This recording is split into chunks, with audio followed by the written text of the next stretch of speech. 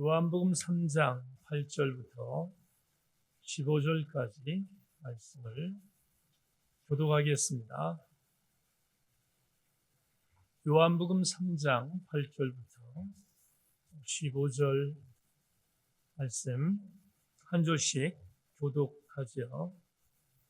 제가 먼저 8절을 읽고 두 번째 절을 읽겠습니다. 마지막 절은 합독하겠습니다. 요한복음 3장 8절부터 15절입니다. 바람이 임의로 불매 내가 그 소리는 들어도 어디서 와서 어디로 가는지 알지 못하나니 성령으로 난 사람도 그러하니라.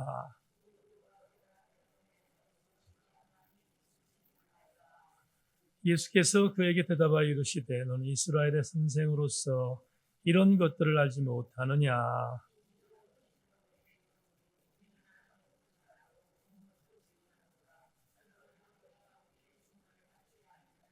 내가 땅의 일을 말하여도 너희가 믿지 아니하거든 하물며 하늘의 일을 말하면 어떻게 믿겠느냐.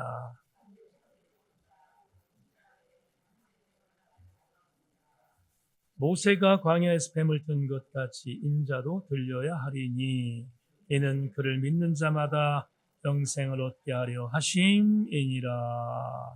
아멘. 오늘 요한복음 21번째 말씀 강해의 제목으로 믿음입니다. 이런 제목 갖고 말씀의 은혜를 나누겠습니다. 행복한 시간 되기를 소망합니다. 10월 달에 다녀왔던 종교개혁 순례지의 여정 중에서 체코에 들렸을 때 체코는 야누스라고 하는 종교개혁자 루터와 더불어서 함께 종교개혁의 사역을 감당했던 야누스가 사역을 했던 나라가 체코인데 그 체코에 방문해서 야누스의 동상이 있는 동상에 가서 야누스가 어떤 사역을 감당했는지를 함께 가이드를 통해서 설명을 듣고 또 제가 스스로 알고 있는 야누스의 사전적인 지식들을 함께 비교하고 은혜 받고 오는 시간을 가졌습니다. 야누스의 동상이 서져 있는 구시가지의 광장이 대단히 넓은데 그 시가지의 오른쪽 부분에 구시청 자리가 있습니다. 지금은 시청이 다른 데서 옮겼다고 하는데 옛 시청 자리가 있는데 그 시청 자리에 세팅되어 있는 천문시계라고 하는 시계가 있습니다. EBS 방송국에서 여러분들도 여러 가지 해외 탐방 프로그램을 통해서 방영됐기에 익숙할 수 있는 그러한 천문시계인데 여러분에게 오늘 그 천문시계를 제가 직접 촬영한 영상을 한 40초간 정도 되는 것 같은데 더 짧을 수도 있습니다.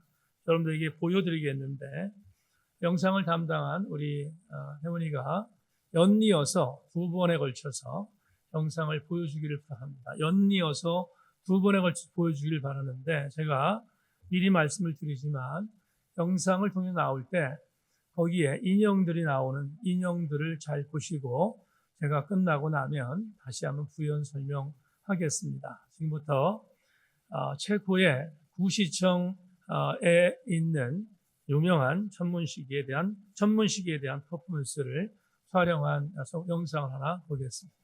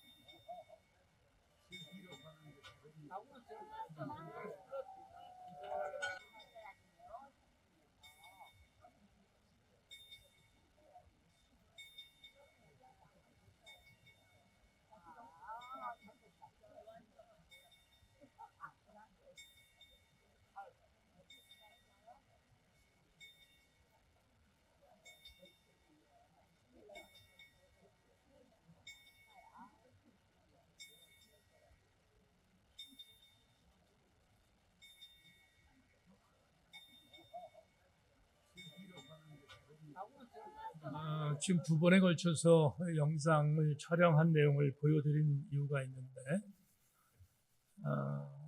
이 체코에 있는 구시정의 천문시계는 아주 옛날 천동설이 학설의 지론이었을 때 천동설을 중심으로서 만든 농사법에 의해서 만든 시계다 하는 설명을 들었습니다. 그런데 여러분들이 보신 것처럼 그 천문시계는 세 개의 파트로 나눠져 있습니다.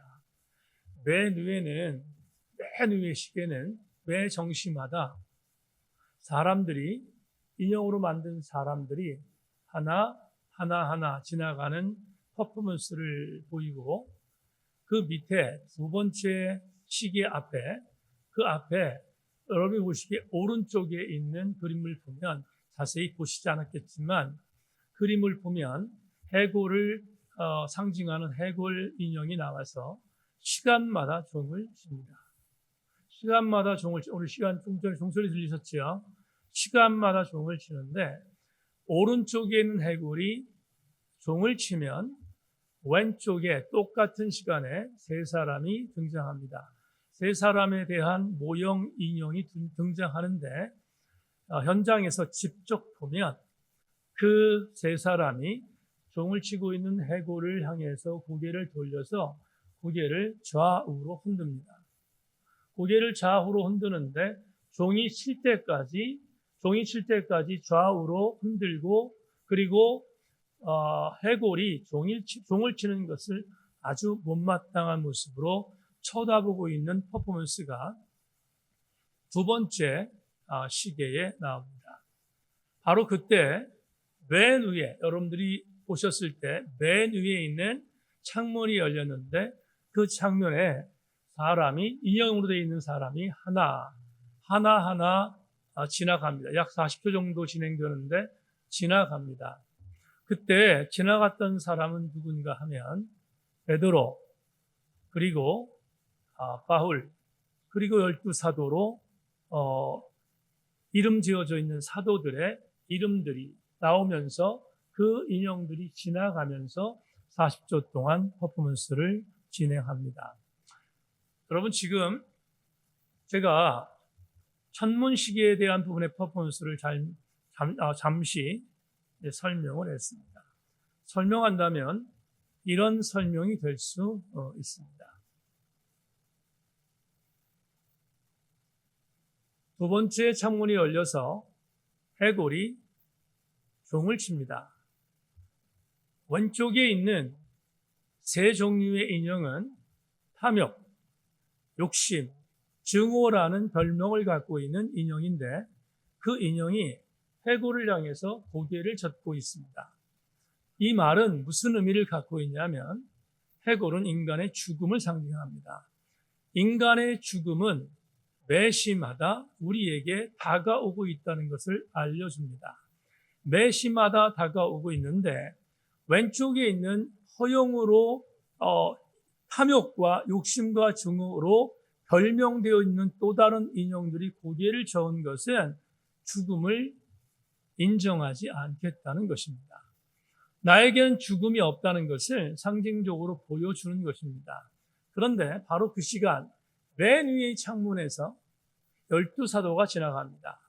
12사도가 지나가면서 아래를 쳐다보도록 세팅이 되어 있습니다. 무엇을 상징하냐면, 12사도들은 예수 그리스도의 복음을 살다가 순교한 자들입니다.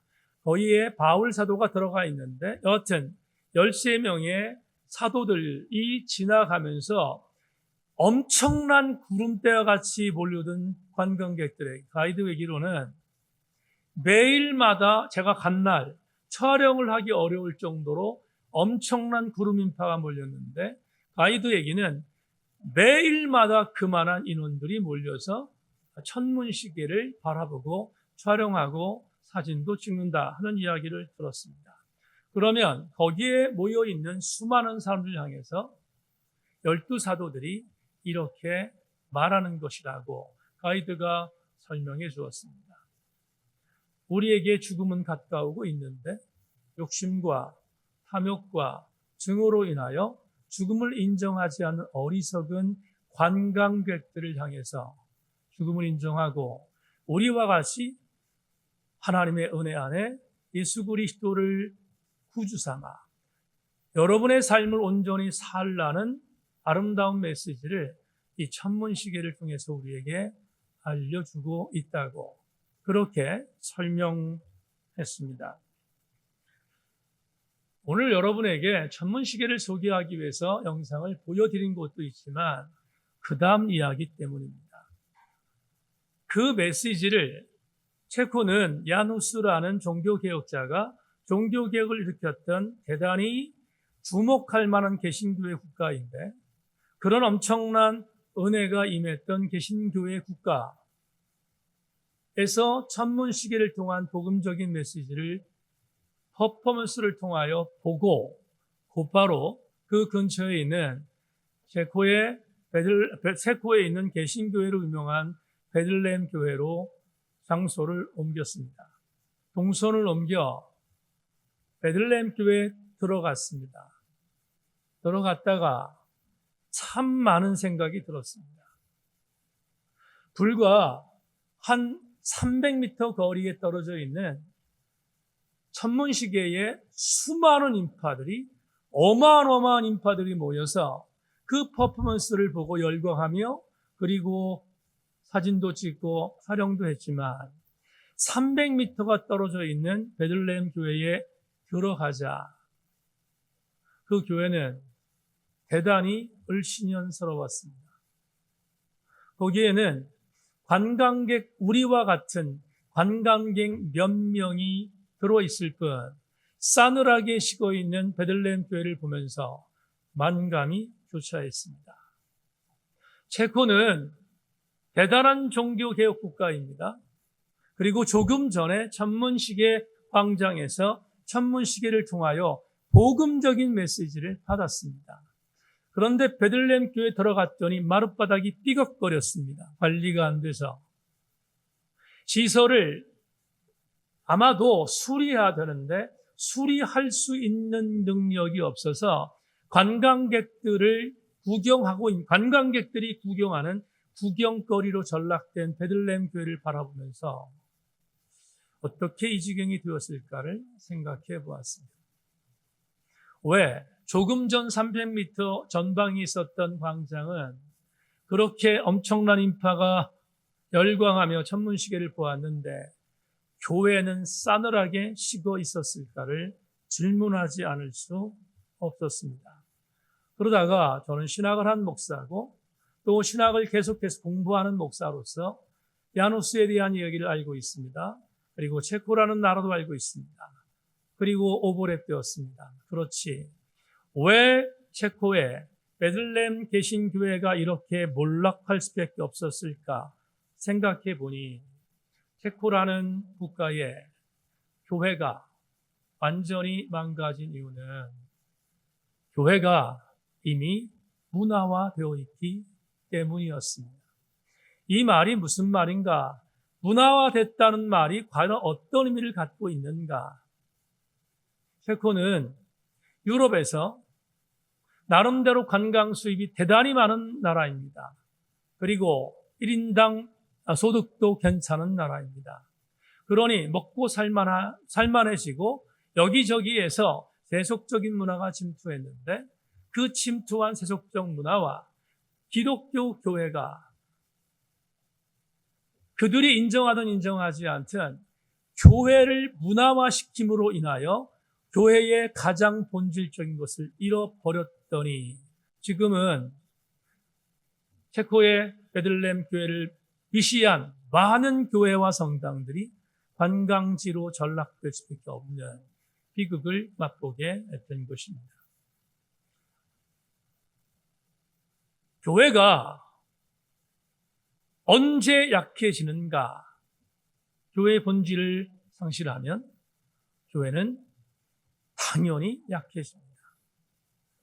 일본이라는 나라는 우리나라에 비해서 약 200년 앞서 선교를 받은 나라입니다. 그런데 지금 일본이라는 나라는 전 국민의 2.7% 정도만 기독교인이라는 보고를 우리는 알고 있습니다. 우리보다 200년 앞서서 선교를 받았던 일본의 교회가 왜 약해졌는가? 간단합니다. 일본이 국가주의에 의해서 완전히 무참히 짓밟혔을 때 기독교 선교사들을 핍박했고, 그 핍박에 대하여 그들은 선교사들이 가르쳤던 예수 그리스도의 복음을 잃었고, 그리고 교회를 변절시켰습니다. 여러분, 일본에 가보신 분 계십니까?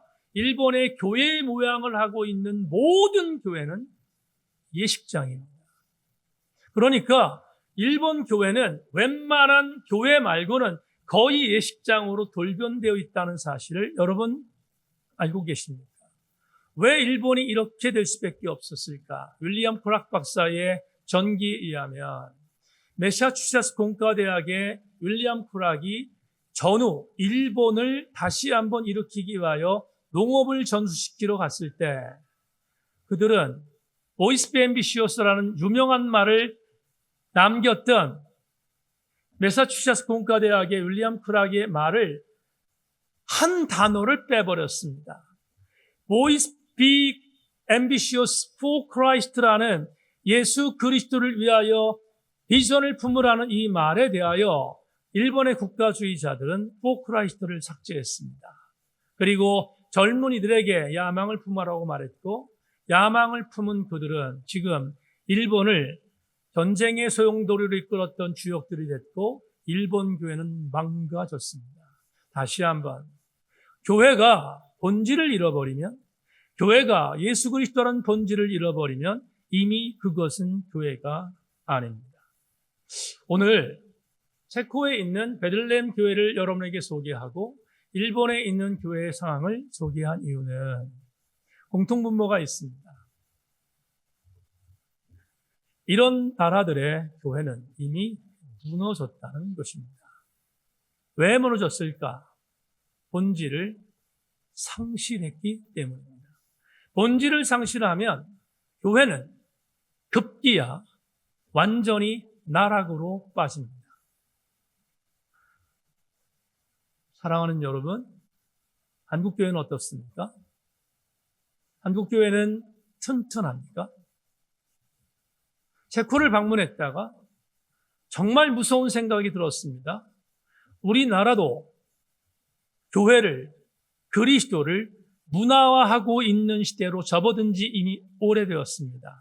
코로나를 지나가면서 한국교회가 약해지고 한국교회가 정말 나약해지고 지금 침몰 직전에 있는 이유는 다른 것이 아닙니다. 코로나가 아니라 한국교회도 복음의 본질을 완전히 잃어버리고 있는 과정을 겪고 있기에 무시무시한 생각을 하게 되었습니다. 오늘 저는 여러분과 함께 계속해서 예수님과 니고데모에 대한 메시지를 전하려고 합니다. 왜냐하면 오늘 본문을 통해서 여러분들에게 지금 말씀드린 믿음의 본질, 기독교의 본질, 이 본질에 대한 의미를 이 본문을 통해서 찾을 수 있기 때문입니다. 오늘 우리 교우들에게 영적인 본질에 대한 이야기를 거듭남의 교리를 통하여 함께 나눌 때 우리 모두와 함께 긴장하고 다시 한번 영적으로 각성하는 아름다운 시간 되기를 주의 이름으로 소망합니다. 니고데모가 예수님을 밤에 찾아왔습니다. 우리는 지지난 수요일과 지난 수요일을 통해서 니고데모가 직접적으로 예수님께 내가 어떻게 해서 거듭날 수 있습니까를 물은 게 아니라 그 유대인 랍비였고 유대인 교사의 직을 갖고 있었던 니고데모가 밤에 예수님을 찾아온 것은 모름지기 본인이 갖고 있었던 유대 종교가 줄 수 없었던 그 무엇, 아마도 하나님의 나라와 하나님의 나라를 통해서 주어지는 영원한 생명을 얻기 위함이 아마 니고데모의 방문 목적이었음을 우리는 지난 2주 동안 강의를 통해서 생각했습니다.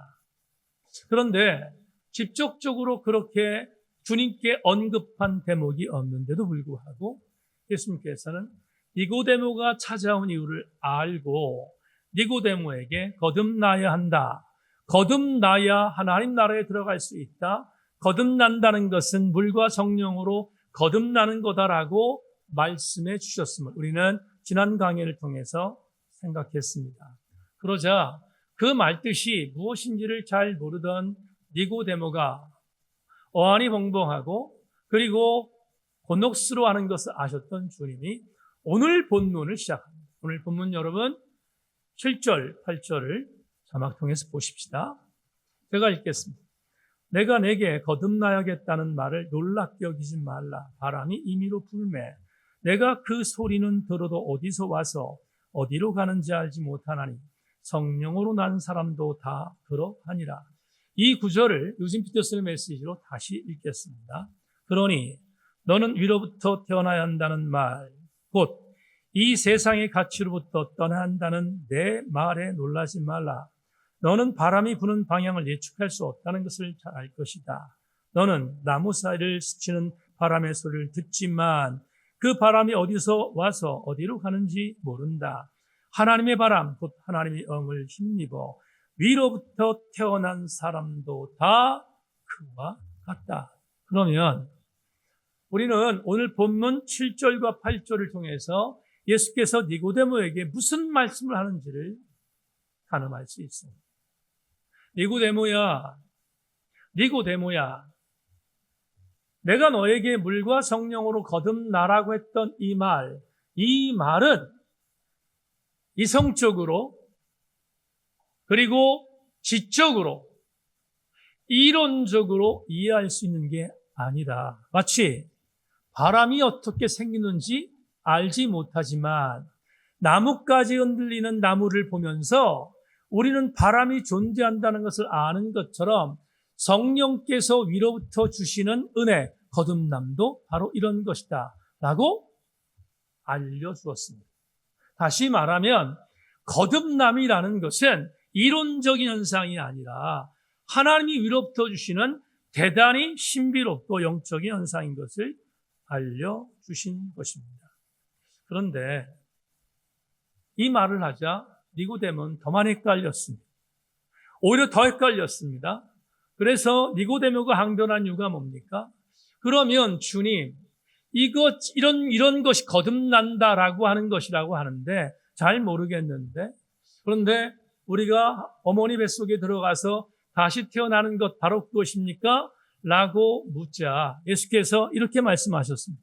너는 유대 선생인데 유대의 랍비인데 어떻게 이렇게 무식한 말 할 수 있느냐라고 다시 반응하신 뒤에 더 중요한 말씀을 합니다. 여러분 11절과 12절을 자막을 보십시오. 제가 읽겠습니다. 진실로 진실로 내게 이르노니 우리는 아는 것을 말하고 본 것을 증언하노라. 그러나 너희가 우리의 증언을 받지 아니하는도다. 내가 땅의 일을 말하여도 너희가 믿지 아니하거든 하물며 하늘의 일을 말하면 어떻게 믿겠는가. 여러분 예수님은 니고데모가 대단히 이론적으로 거듭남을 해석하자 참 무지하구나라고 말씀하신 뒤에 더 중요한 메시지를 말씀드렸습니다. 어떻게? 이렇게 말합니다. 니고데모야, 네가 거듭난다는 말을 내가 설명해도 알지 못할 거야. 왜냐하면 내가 땅의 일을 말했는데도 나무의 일은 바람의 일은 땅의 일이잖아요. 땅의 일을 말했는데도 알지 못하는데 하물며 하늘의 일을 말하는데 네가 어떻게 이해할 수 있겠는가를 주님이 말씀하십니다. 그러니 니고데모는 굉장히 답답했을 것입니다. 예수 그리스도께서 말씀하신 거듭남이라는 사실이 중요하다는 것은 알았지만 도무지 헷갈리는 말을 통하여 주님이 주신 말씀 때문에 거듭남이 도대체 무엇인가에 대하여 더 많이 곤혹스러워졌던 니고데모의 입장을 저는 이해할 수 있습니다. 그런데 이제 우리는 정말 중요한 오늘 설교의 정말 중요한 마지막 부분을 만나야 되는데 니고데모의 그 마음을 알고 계셨던 주께서 그에게 그렇게 헷갈리는 말, 아니 땅의 일도 모르는데 하늘의 일을 어떻게 알겠는가라고 항변하셨던 주님께서 그러나 니고데모에게 하나의 여백을 남겨주십니다. 이 여백은 충분히 알아들을 수 있는 메시지인 것이 너무 감사했는데 그게 오늘 본문 13절부터 15절에 있습니다. 여러분 13절부터 15절 마지막 절 우리 함께 읽겠습니다. 같이 한번 시작. 하늘에서 내려온 자 곧 인자 외에는 하늘에 올라간 자가 없느니라. 모세가 광야에서 뱀을 든 것 같이 인자도 들려야 하리니 이는 그를 믿는 자마다 영생을 얻게 하려 하심이니라. 다 같이 아멘 합시다. 왜 아멘 하라고 했는가 이제부터 설명하겠습니다. 앞에 8절부터 12절까지 거듭남의 비밀에 대한 말씀을 전해주셨던 예수님의 말을 니고데모는 알아들을 수 없었습니다. 그는 영적인 무지함을 갖고 있는 자였기 때문입니다. 그러자 니고데모에게 익숙한, 대단히 익숙한 구약 성경 하나를 인용하십니다. 구약 성경을 인용하시면서 도대체 거듭난다는 게 뭐지? 이 질문에 대하여 니고데모가 이제 드디어 알아들을 수 있는 언어로 오늘 13절부터 15절 말씀을 제시하고 있습니다. 예수께서 니고데모에게 거듭남이라는 사실을 알려주기 위하여 끄집어낸 성경은 민수기 21장입니다. 여러분 민수기 21장을 보면 이스라엘 백성들이 호르산이라고 하는 곳으로 행군하는 과정이 나옵니다. 그런데 호르산에 행군을 하다가 이전 전쟁이 지쳐있는 이스라엘 백성들이 하나님을 원망합니다. 우리는 지금 이런 전쟁을 치르고 많이 힘든데 먹을 것도 제대로 없고 물도 없고 등등 여러 가지가 정말 우리는 힘듭니다. 근데 우리 이렇게 힘든 게 만든 존재가 하나님입니다. 그러면서 모세에게 원망합니다. 그러자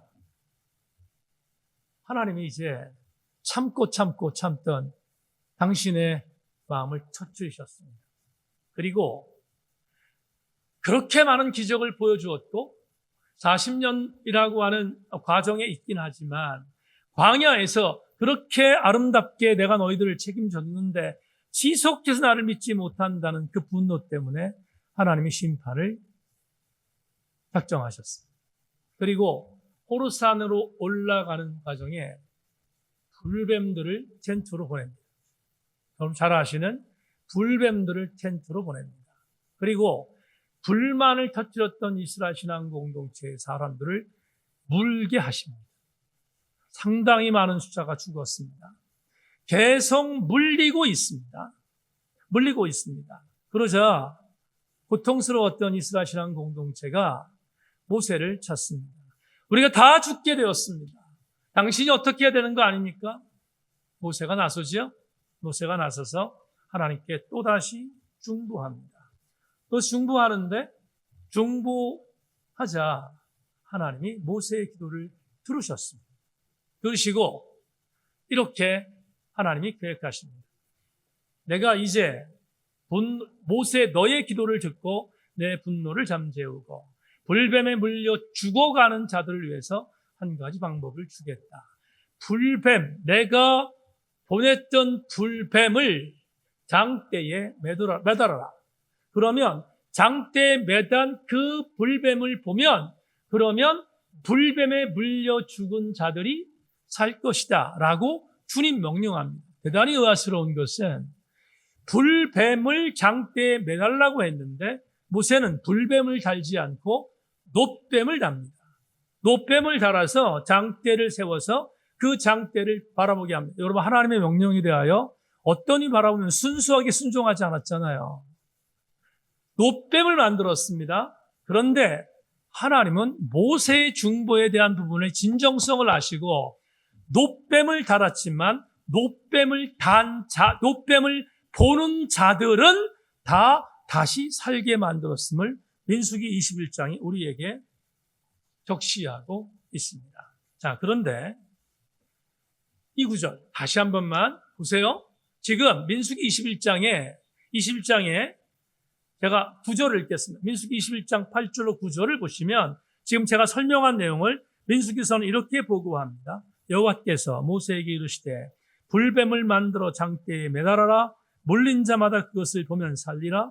모세가 놋뱀을 만들어 장대 위에 다니 뱀에 물린 자가 놋뱀을 쳐다본 즉 모두 살더라. 여러분 조금 전에 설명했습니다. 그런데 이 구절에 대한 부분을 예수께서 니고데모에게 끄집어냅니다.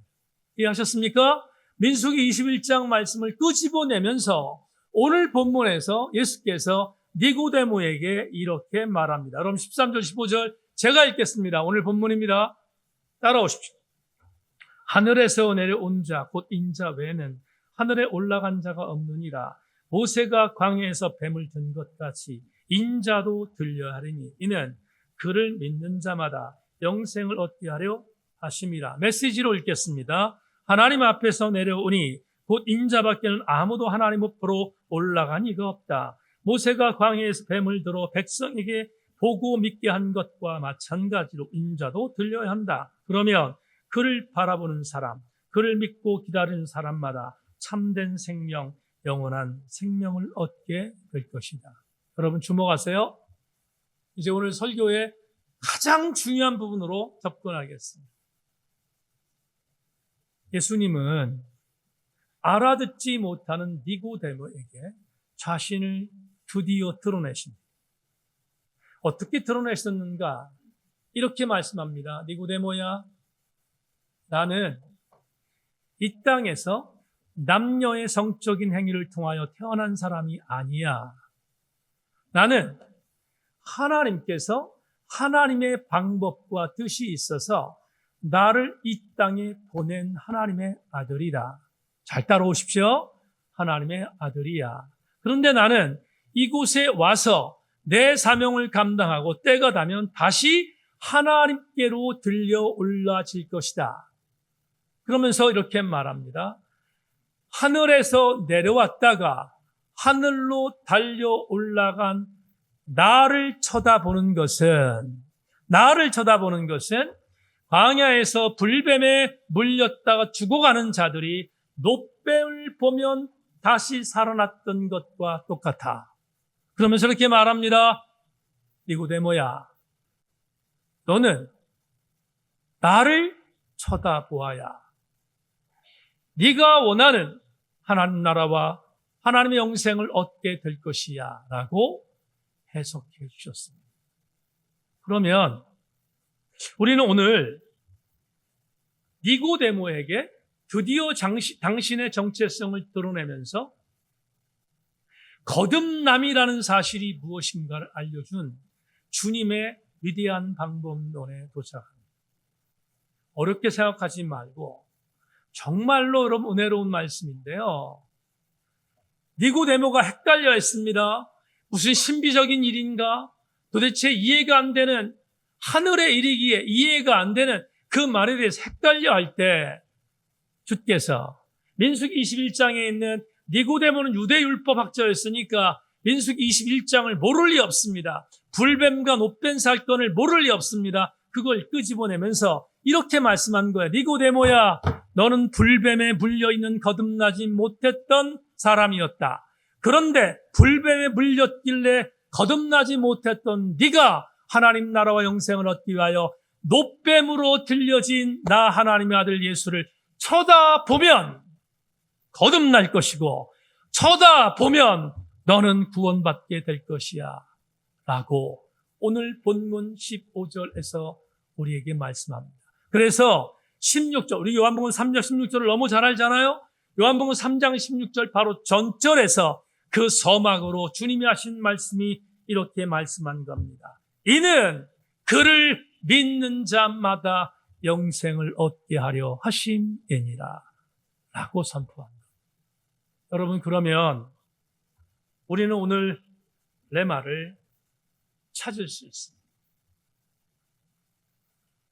민수기 21장에서 불뱀에 물린 자들이 놋뱀을 쳐다보면 다시 살아난 것을 비유하시면서 니고데모야, 우리 메시지 번역에서 말씀 나눴습니다. 니고데모야, 나를 쳐다보며 다시. 여러분, 제가 오늘 본문 13절 15절 말씀을 메시지 번역으로 다시 읽겠습니다. 하나님 앞에서 내려오니 곧 인자밖에 아무도 하나님 앞으로 올라간 이가 없다. 모세가 광야에서 뱀을 들어 백성에게 보고 믿게 한 것과 마찬가지로 인자도 들려야 한다. 그러면 그를 따라합시다. 바라보는 사람. 다 같이 따라합니다. 바라보는 사람. 분명히 말하고 있지요. 바라보는 사람, 그를 믿고 기다리는 사람마다 참된 생명, 영원한 생명을 얻게 될 것이다. 그렇다면 우리는 오늘 너무 중요한, 그리고 그동안에 복잡하게 생각했던 놀라운 하나님의 은혜를 정말 명백하고 단순하지만 강력한 은혜로 받게 됩니다. 거듭남이 뭘까? 도대체 거듭난다는 게 뭘까? 레마 보겠습니다. 오늘 수요 정림에 나오신 교우 여러분, 예수가 그리스도이심을 믿고 그분을 쳐다보는 믿음이 거듭나는 것입니다. 다시 한 번만, 예수가 그리스도라는 것을 믿고 그분을 쳐다보는 믿음, 그 믿음이 곧 거듭남입니다. 우리는 오늘 본문을 통하여 말씀으로 적용할 수 있습니다. 교우 여러분, 거듭나는 것은 위로부터 주시는 선물인데, 위로부터 주시는 선물인 거듭남을 우리의 언어로 바꾸면 예수가 그리스도인 것을 고백하는 자에게 주어지는 하나님의 은혜임을 믿고, 우리 모든 성도들마다 예수가 그리스도이심에 대하여 흔들리지 않는 믿음의 주인공들 되기를 주님의 이름으로 축원합니다. 교우 여러분, 왜 교회는, 왜 성도는, 왜 목회자는 거듭남의 목숨을 걸었는가? 말할 것도 없습니다. 거듭남 자체가 예수가 그리스도라는 믿음을 갖고 있다는 자체이기 때문에, 교회는 예수가 그리스도이심이라는 기초 위에 세워졌고, 예수가 그리스도라는 사실을 믿는 백성들이 모여있는 공동체가 교회입니다. 다시, 거듭난 백성들이 그날이 올 때까지 예수 그리스도를 따라가는 공동체가 교회라는 사실을 기억하기에 목사는 목숨 걸고 거듭남을 선포하고, 우리 교우들은 거듭난 사람으로 아름다운 삶을 살기 위해서 지속적인 신앙의 승리를 위하여 달려가는 것입니다. 거듭남이 없는 교회일 수 없습니다. 바꾸겠습니다. 예수가 나의 구주라는 사실을 고백하지 않는 교회가 있을 수 있겠습니까? 다시 말합니다. 거듭남이 없는 교회가 아니듯, 예수 그리스도를 그리스도로 고백하는 교회가 아닌 교회는 교회가 이미 아닙니다. 서구 유럽의 체코를 비롯한 수많은 교회들이 박제된 교회로, 지금 대한민국에 있는 수많은 교회도 박제된 교회로 바뀌어지고 있는 안타까운 일들은 한 가지 이유 때문입니다. 예수가 그리스도인 것을 교회가 문화로 바뀌면서 흔들리고 있기 때문에, 세인교회 성도들이여, 순교적 각오를 갖고 예수가 그리스도임을 믿는 여러분 되기를 축원합니다. 앞으로 교회의 수많은 그리스도를 향하여 사단의 세력들이, 우리가 새벽에 홍보하는 것처럼 적그리스도의 세력들이 더더욱 예수가 그리스도인 것에 대하여 공격하는 시대가 우리에게 더 가까이 올 것입니다. 흔들리지 않기를 축원합니다. 모든 성도들마다 예수가 그리스도라는 사실에서 조금 더 흔들리지 아니하는 거듭난 백성들이 하나님의 교회를 섬기는 교회가 우리 세인교회이기를 주의 이름으로 소망합니다. 미국에서 일어난 실질적인 실예의 한 예화를 여러분에게 말씀을 드리고 설교를 맺겠습니다. 한 40여 년 정도 된 스토리입니다. 미국에 꽤 지성적인 그룹이 많이 모이는 한 교회가 있었습니다. 그런데 이 교회는 담임 목사를 청빙한 뒤에 얼마 되지 않아서 담임 목사를 내쫓는 교회로 아주 유명한 교회였습니다. 제법 엘리트들도 많고 지성적으로 있는 사람들이 많음에도 불구하고 그 교회는 세간에서 별칭이 붙었습니다. 못돼 먹은 교회라는 것입니다. 그러다 보니 목회자들이 잘 버티지 못하고 교회를 떠나니 교회가 공석이 됐는데, 역시 마찬가지 교회 담임 목사를 청빙하기 위해서 청빙 공고를 냈습니다. 굉장히 많은 그런 청빙 공고를 냈음에도 불구하고 이미 별명 나 있는 교회이기 때문에 목회자들, 담임 목사들이 서류를 내지 않았습니다. 그런데 서울신학대학교와 서로 협력 관계에 있는 에즈베리 신학교 출신의 젊은 목사 찰스 데이빗이라는 목사님이 공고를 보고 거기에 자기 이력서를 내고 어플라이 신청을 했습니다. 주변에 있는 많은 사람들이 데이빗 목사를 말렸습니다. 너 그 교회 가면 젊은 나이에 죽는다. 절대로 그 교회는 나쁜 교회이기 때문에 가면 안 되라고 만류했습니다. 그럼에도 불구하고 찰스 데이빗은 이 교회에 서류를 내고 그 교회 담임 목사로 부임하게 됐습니다. 교회를 사역하는데 맨 처음에 분위기를 보니 이 교회가 명목적인 신자들로 들끓고 있고 이미 들은 바 못돼 먹은 교회 중에 하나라는 것을 알고 있는데, 그 이유가 무엇인가를 보니 거듭난 자가 1도 없는 교회였습니다. 알게 되었습니다. 그래서 부임 설교 이후 계속해서 찰스 데이빗은 본문을 정하고 제목을 정하여 설교하기 시작했습니다. 제목, 거듭나야 합니다. 본문 요한복음 3장 3절 5절. 여러분, 이 설교를 모일 때마다 했습니다. 한 번도 바꾸지 않고 같은 설교를 같이 했습니다. 무려 3개월 동안. 만에 하나 이 목사가 이 자리에 서서 여러분에게 지난주 했던 설교를 또 하고 지지난주 했던 설교를 또 하고 그러면 우리 목사님이 이제 치매가 왔나 그럴 거 아닙니까? 3개월 동안 그 교회에서 이 설교만 했습니다.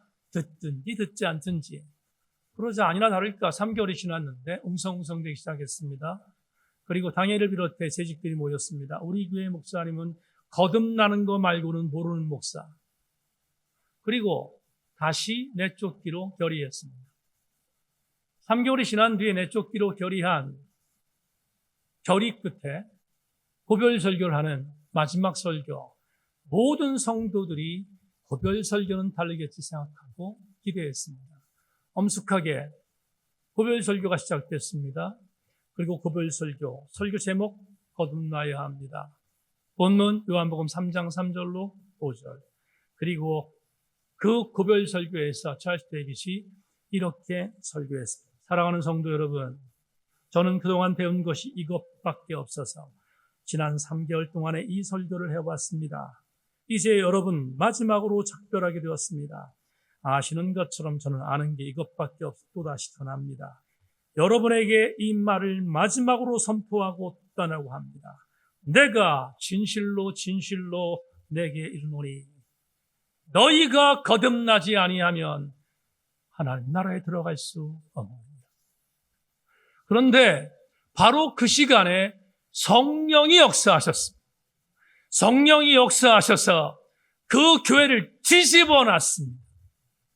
그날 모든 성도들이 담임 목사의 마지막 설교를 듣고 성령의 바람과 같은 폭포수 같은 기름 부음을 경험했고, 그날 그들은 회개의 영이 임하여 그 자리에서 모두 함께 하나님의 말씀의 은혜로 예수가 그리스도인 것을 인정하는 거듭나는 그리스도였고, 그 교회는 지금도 미국의 10대 교회로 성장하고 있는 교회 중에 하나입니다.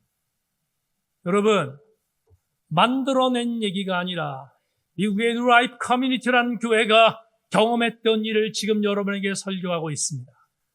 교우들이여, 저는 이것을 믿습니다. 거듭남이라는 것은 이론이 아닙니다. 거듭남은 예수가 나의 구주임을 믿는 것이 거듭남입니다. 예수가 나의 구주라는 사실을 믿는 그 믿음 자체가 거듭남이라는 것을 우리가 인정한다면 양보하지 못할 게 있습니다. 그건 뭘까? 그건 예수가 그리스도 되심이라는 이 엄청난 위대한 명제 앞에서 우리 모두 함께 이 은혜를 지키고 사수해야 하는 것이 아니겠습니까? 세인교회가 대형교회가 아닙니다. 수억 수백억이 들어온 예산이 많은 교회도 아닙니다. 그러나 세인교회는 빼앗기지 말아야 할, 목숨 걸고 지켜야 할 것이 하나 있습니다. 그건 강단에서 예수가 그리스도임이 선포되는 것, 여러분은 예수가 그리스도임을 믿고 그 믿음대로 살아가는 것, 이 두 가지는 우리가 절대로 포기할 수 없는 것임을 명심하고 우리 모든 성도들마다 거듭난 성도들이 섬기는 세인교회 되기를 주의 이름으로 소망합니다. 말씀 맺겠습니다. 우연히 들었습니다. 들을래 들은 게 아니라 진짜로 우연히 들었습니다. 웬 아이돌 여자 한 명 가수가 요즘에 막 이래요. 아파트 막 이러는 것을 우연히 봤습니다. 그런데 난리가 났습니다. 다 이 짓 하고 있습니다. 아파트. 난 맨 처음에 이게 윤수일 아파트인지 알았습니다. 아파트 하면서 이 짓 하고 있습니다.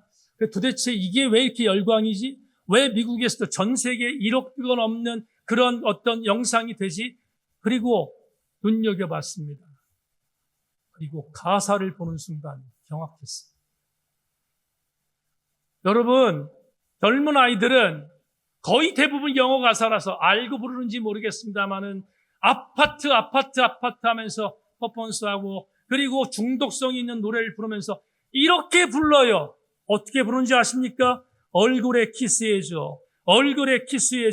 당신의 전화로 보냈지만 진짜로 당신의 입술에 키스하려고 해요. 빨간 하트. 그게 내가 하는 일이야. 와서 내가 느낄 수 있는 걸 줘. 내가 당신을 원하는 것처럼 나를 원하지 않니? 내가 지금 당신을 필요로 것처럼 나를 필요로 하지 않니? 내일 자고 오늘 밤은 미쳐. 그냥 나를 만나면 돼. 아파트를 부르면서 이렇게 노래를 부르고 있습니다. 예수가 그리스도인 것이 상실된 영역, 망가집니다. 그리고 정적 타락은 물밀듯이 물려옵니다. 세인교회가 아파트 신드롬과 아파트 중독에서 헤매고 있는 이 나라, 이 대한민국에서 예수가 그리스도임을 선포하는 우리 교회이기를 소망하고, 마지막 우리 교회가 영적인 대안으로 다시 한번 하나님의 아름다운 사명을 일구어가는 제천 세인교회 되기를